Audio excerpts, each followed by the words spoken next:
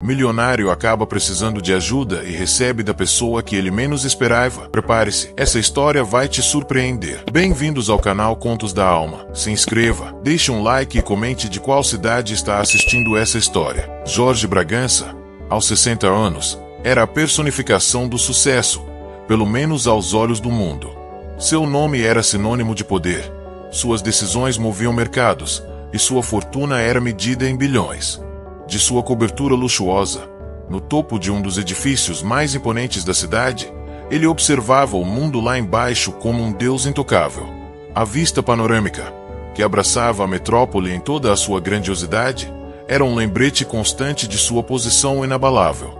Mas, por trás das paredes de mármore e das obras de arte milionárias, Jorge era um homem solitário, um prisioneiro de sua própria arrogância e da busca incessante por mais.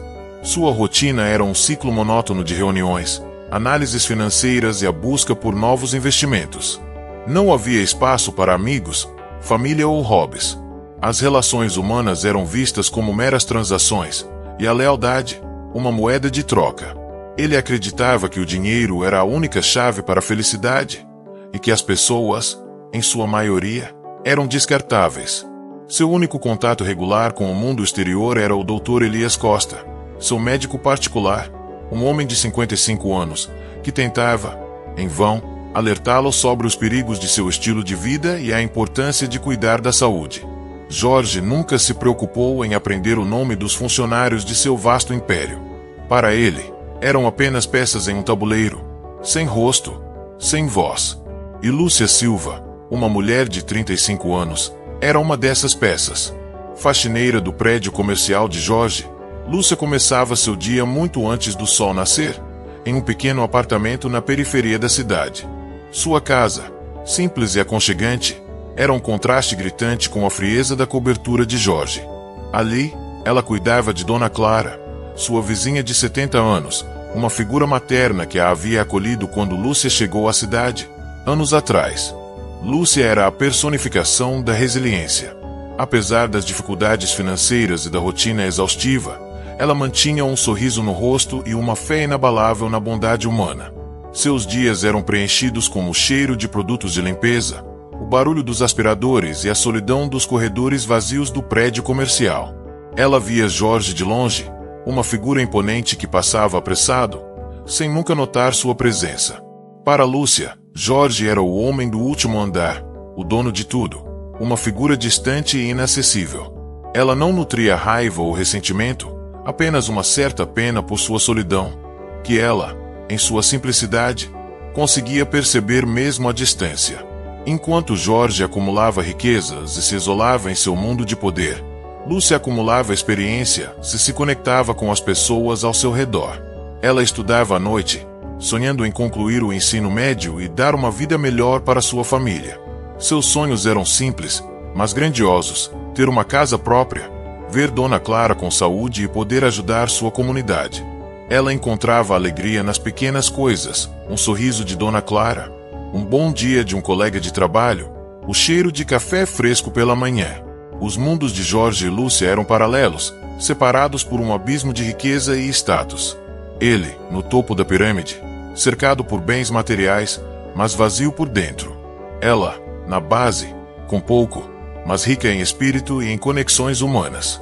Nenhum dos dois imaginava que o destino, em sua imprevisibilidade, teceria uma trama que os uniria de uma forma que jamais poderiam prever. Uma trama onde o poder do dinheiro se curvaria diante da força da compaixão, e onde a ajuda viria de onde menos se esperava.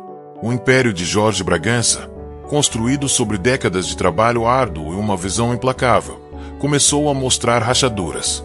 Não eram rachaduras visíveis a olho nu, mas sim fissuras internas, corroendo a estrutura de seu poder. A saúde de Jorge, negligenciada por anos em prol dos negócios, começou a cobrar seu preço. O Dr. Elias Costa, seu médico particular, vinha alertando sobre os riscos de seu estilo de vida: a pressão alta, o estresse crônico, a alimentação desregrada e a falta de sono. Mas Jorge, em sua arrogância, sempre descartava os avisos como meros inconvenientes. Doutor, meu tempo é dinheiro. Não posso me dar ao luxo de ficar doente, ele dizia, enquanto engolia mais um comprimido para dor de cabeça e voltava a mergulhar em planilhas e relatórios. A solidão, que antes era uma escolha, começou a se tornar um fardo. As paredes de sua cobertura, antes um símbolo de seu sucesso, agora pareciam se fechar sobre ele, sufocando. O silêncio, antes bem-vindo, tornou-se ensurdecedor. O primeiro sinal de que algo estava errado veio durante uma importante reunião de negócios. Jorge, no auge de uma negociação multimilionária, sentiu uma tontura súbita, seguida de uma dor aguda no peito. Ele tentou disfarçar, mas a voz falhou e as palavras se embolaram. O Dr. Elias, que o acompanhava de perto, percebeu imediatamente a gravidade da situação. Jorge foi levado às pressas para o hospital, onde foi diagnosticado com um grave problema cardíaco. A notícia se espalhou como um incêndio. O Homem de Ferro, o gigante dos negócios, estava vulnerável. A internação de Jorge abalou o mercado financeiro e gerou incerteza em seu império. Seus concorrentes, que antes o temiam, agora viam uma oportunidade. As ações de suas empresas despencaram, e seus conselheiros, antes leais, começaram a se afastar, preocupados com a própria pele. No hospital, Jorge se viu sozinho. A equipe médica, embora competente, era impessoal. Seus funcionários, que antes o bajulavam, agora o viam com uma mistura de pena e distância. Ninguém o visitava. Nenhuma flor, nenhum cartão, nenhuma palavra de conforto. Apenas o Dr. Elias, que, apesar de sua frustração com a teimosia de Jorge, continuava a ser um porto seguro. Jorge, você precisa mudar seu estilo de vida. Precisa de repouso, de uma alimentação saudável, de menos estresse. E, acima de tudo, precisa de companhia. A solidão é um veneno, disse o Dr. Elias, com a voz carregada de preocupação. Jorge, pela primeira vez em muito tempo, ouviu. A dor física era um lembrete constante de sua mortalidade, e a solidão, uma ferida aberta em sua alma. Após semanas de internação, Jorge recebeu alta, mas sua recuperação seria longa e delicada. Ele precisava de cuidados constantes, de alguém que o auxiliasse em sua rotina, que o ajudasse a se alimentar, a tomar seus remédios, a se locomover. Wasken. Seus funcionários estavam ocupados salvando o que restava de seu império. Seus poucos parentes, distantes e interessados apenas em sua fortuna, não se importavam. Jorge, o homem que sempre acreditou que o dinheiro comprava tudo, descobriu que havia coisas que nem mesmo sua vasta fortuna poderia adquirir: a saúde e a companhia. De volta à sua cobertura, Jorge se sentia um estranho em seu próprio lar. Os luxos que antes o definiam agora pareciam vazios e sem sentido. Ele estava fraco, debilitado, e a solidão o envolvia como um manto pesado. O Dr. Elias, vendo a situação, sugeriu a contratação de um cuidador particular. Jorge, relutante, acabou aceitando. Mas a busca por alguém de confiança, que pudesse lidar com seu temperamento difícil e sua reclusão, se mostrou mais desafiadora do que ele imaginava. Enquanto Jorge se afundava em sua própria miséria, Lúcia continuava sua rotina no prédio comercial. Ela notou a ausência de Jorge, os rumores sobre sua saúde e a agitação nos corredores. Sentiu uma pontada de pena pelo homem que, apesar de sua riqueza, parecia tão desamparado.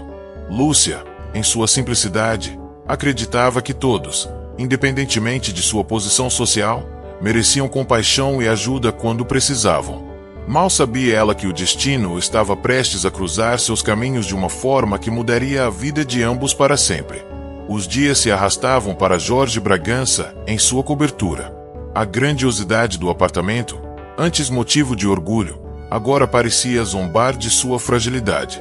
Ele se sentia um náufrago em um oceano de luxo, incapaz de realizar as tarefas mais simples. A busca por um cuidador particular se mostrava infrutífera. Ninguém parecia disposto a lidar com seu temperamento difícil e sua reclusão. Os poucos que aceitavam desistiam em poucos dias, exaustos de sua arrogância e exigências. O Dr. Elias, preocupado com a deterioração da saúde de Jorge e sua crescente depressão, decidiu intervir de uma forma mais direta. Ele sabia que Jorge precisava de mais do que apenas medicação.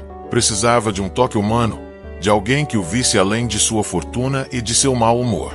Em um ato de desespero, e sem o conhecimento de Jorge, o Dr. Elias entrou em contato com a administração do prédio comercial, buscando uma solução temporária. Foi assim que Lúcia Silva, a faxineira que Jorge nunca havia notado, recebeu um pedido em comum. A administração do prédio, ciente de sua dedicação e confiabilidade, a convidou para um trabalho extra, cuidar do Sr. Bragança em sua cobertura, por algumas horas do dia, até que um cuidador fixo fosse encontrado. Lúcia, que precisava do dinheiro extra para ajudar Dona Clara e pagar seus estudos, aceitou, mesmo sem saber a identidade do tal Sr. Bragança. Naquela manhã, Lúcia subiu no elevador privativo que a levaria ao último andar. O coração batia um pouco mais forte.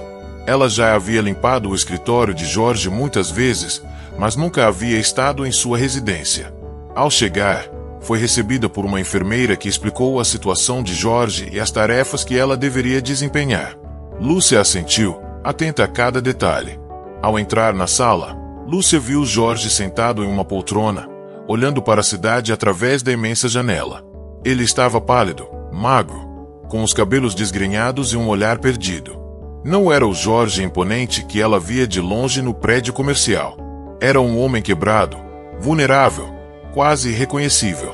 Lúcia sentiu uma pontada de compaixão. Aquele homem, tão poderoso e temido, agora precisava de ajuda. Jorge, ao ouvir os passos de Lúcia, virou-se lentamente. Seus olhos, antes cheios de arrogância, agora carregavam um misto de surpresa e confusão. Ele a olhou de cima a baixo, tentando reconhecê-la. "Quem é você?" perguntou, com a voz fraca e rouca. "Sou Lúcia, Sr. Bragança. A enfermeira me pediu para ajudá-lo hoje", respondeu Lúcia, com sua voz suave e calma. Ela se aproximou, sem medo, e começou a organizar os medicamentos sobre a mesa de cabeceira. Jorge a observava, intrigado. Havia algo diferente nela, algo que ele não conseguia decifrar. Nos dias que se seguiram, Lúcia passou a cuidar de Jorge. Ela o ajudava a se alimentar, a tomar seus remédios, a se vestir. Com paciência e gentileza, ela o incentivava a fazer os exercícios recomendados pelo médico, a dar pequenos passos pela sala. Jorge, acostumado a ser servido por pessoas que o temiam, ficou surpreso com a naturalidade e a dedicação de Lúcia. Ela não o bajulava, não o temia, apenas o tratava com respeito e dignidade. Em um desses dias, enquanto Lúcia arrumava a biblioteca de Jorge, ele a observou em silêncio. Você trabalha no meu prédio, não é?" perguntou Jorge, a voz um pouco mais forte. Lúcia sorriu. "Sim, Sr. Bragança. Sou a faxineira do 10º andar." Jorge sentiu um choque. A faxineira, a mulher que ele nunca havia notado, a quem considerava invisível, era a mesma que agora o ajudava a se levantar, a comer, a viver. A ironia da situação o atingiu em cheio. Ele, o milionário poderoso, estava à mercê da bondade de uma mulher que ele havia menosprezado por anos. A vergonha e a humilhação o invadiram, mas, estranhamente, também uma pontada de algo novo: gratidão. Lúcia, percebendo o desconforto de Jorge, não fez comentários. Ela apenas continuou seu trabalho, com a mesma dedicação e gentileza. Ela sabia que aquele encontro não era por acaso. E Jorge, em sua vulnerabilidade, começou a enxergar o mundo de uma perspectiva diferente. Aquele encontro inesperado, no auge de sua queda, seria o catalisador para uma transformação que ele jamais imaginou ser possível. A ajuda veio de onde ele menos esperava, e a lição, de quem ele menosprezava. A presença de Lúcia na vida de Jorge foi como um raio de sol em um quarto escuro. Com sua paciência inabalável e sua gentileza genuína, ela começou a desarmar as barreiras que Jorge havia construído ao longo de décadas. Ela não o tratava como o poderoso Jorge Bragança, o magnata dos negócios, mas sim como um ser humano frágil e necessitado. E, pela primeira vez em muito tempo, Jorge se sentiu visto, não por sua fortuna, mas por sua humanidade. Lúcia não apenas cuidava de suas necessidades físicas, mas também de sua alma. Ela conversava com ele sobre as coisas simples da vida, o cheiro da chuva, o canto dos pássaros, as histórias de Dona Clara. Ela lia para ele trechos de livros que o Dr. Elias havia deixado. Aos poucos, Jorge começou a se interessar por assuntos que iam além do mundo dos negócios. Ele ouvia as histórias de Lúcia sobre sua vida, sobre suas lutas e seus sonhos, e percebia a força e a dignidade que existiam na simplicidade. Um dia, enquanto Lúcia o ajudava a se sentar na varanda, Jorge observou a cidade lá embaixo. Eu construí tudo isso, Lúcia. Este império. E agora não tenho nada, disse ele, com a voz embargada pela amargura. Lúcia olhou com compaixão. Senhor Bragança, o Senhor tem a vida. E a vida é o maior império que podemos ter. O dinheiro pode construir prédios, mas não constrói pontes entre as pessoas. O Senhor tem a chance de reconstruir algo muito mais valioso do que qualquer fortuna. A si mesmo. As palavras de Lúcia o atingiram como um raio. Ele, que sempre mediu o sucesso pela quantidade de dinheiro, percebeu a profundidade daquelas palavras. Lúcia, a faxineira que ele menosprezava, estava lhe ensinando a maior lição de sua vida. A verdadeira riqueza não está no que se tem, mas no que se é e no que se compartilha. Com o passar das semanas, Jorge começou a se recuperar, não apenas fisicamente, mas também emocionalmente. Ele começou a se alimentar melhor, a fazer os exercícios com mais disposição e a dormir com mais tranquilidade. A solidão, que antes o sufocava, começou a dar lugar a uma sensação de paz. Ele passou a valorizar a presença de Lúcia, as conversas, os momentos de silêncio compartilhado. O Dr. Elias, ao visitar Jorge, notou a mudança. Jorge, você está diferente. Há um brilho em seus olhos que eu nunca vi antes. O que aconteceu? Perguntou o médico, intrigado. Jorge sorriu, um sorriso genuíno que há muito não aparecia em seu rosto. Aconteceu, Elias, que eu encontrei uma professora. Uma professora que me ensinou o que é realmente importante na vida. E ela não usa ternos caros, nem tem um diploma de Harvard. Ela usa um avental e tem um coração maior do que qualquer fortuna. Ele olhou para Lúcia, que estava arrumando a sala, e seus olhos se encheram de gratidão. Lúcia, eu quero te agradecer. Por tudo. Por não ter desistido de mim. Por me mostrar que existe um mundo além dos números e dos negócios. Lúcia se aproximou, com um sorriso gentil. Não precisa agradecer, Senhor Bragança. Eu apenas fiz o que qualquer pessoa faria. O Senhor é um bom homem. Só precisava de um pouco de ajuda para se lembrar disso. Jorge, pela primeira vez em sua vida, sentiu uma profunda humildade. Ele, o homem que sempre se considerou autossuficiente, percebeu o quanto precisava dos outros. Ele, que sempre menosprezou as pessoas por sua condição social, aprendeu que a verdadeira grandeza reside na bondade e na compaixão. A ajuda de Lúcia não foi apenas um ato de caridade, foi um catalisador para sua redenção. Ele estava se tornando um novo homem, um homem que finalmente entendia o verdadeiro significado da vida. A recuperação de Jorge Bragança foi notável.